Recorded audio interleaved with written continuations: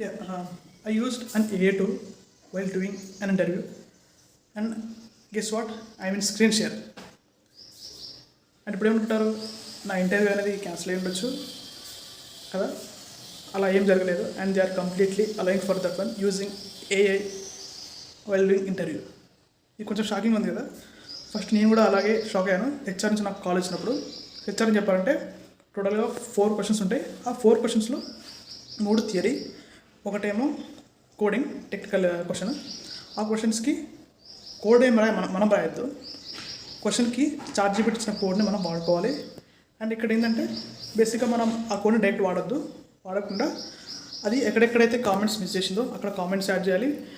And తర్వాత ఎక్కడైతే mistake చేసిందనుకో code, చార్ట్జీపీటీ అన్నిసార్లు కరెక్ట్ ఇస్తూనే ఉండదు కదా. సో అందుకే మనం ఎక్కడ మిస్టేక్స్ ఇస్తుందో మిస్టేక్స్ని మనం ఐడెంటిఫై చేయాలి. సో ఇది వాళ్ళ బేసిక్ టెస్టింగ్ అనమాట. అంటే క్యాండిడేట్స్ని టెస్ట్ చేస్తున్నారు. ఇప్పుడు అందరూ ఏ వాడుతున్నారు కాబట్టి ఏని వాడుకోవచ్చు, ఇట్స్ అఫీషియల్. కానీ ఏని వాడుకొని నువ్వు ఎంత ఫాస్ట్గా వర్క్ చేస్తున్నావు అండ్ ఏ ఇచ్చిన కోడ్ని నువ్వు అనాలిసిస్ చేయగలుగుతున్నావా లేదా అనేది వాళ్ళ మెయిన్ ఎయిమ్ అనమాట. సో ఇదైతే నాకు కొంచెం కొత్తగా అనిపించింది. నేను ఇచ్చిన ఇన్ని ఇంటర్వ్యూస్లో ఎక్కడ ఇలా అడగలేదు అండ్ ఏని వాడుకోవచ్చు అని ఎక్కడ చెప్పలేదు. అందరూ బేసిక్గా ఇంట్రో క్వశ్చన్, తర్వాత 2-3 థియరీ క్వశ్చన్స్, అండ్ తర్వాత డైరెక్ట్ జంప్ ఇంటూ టెక్నికల్.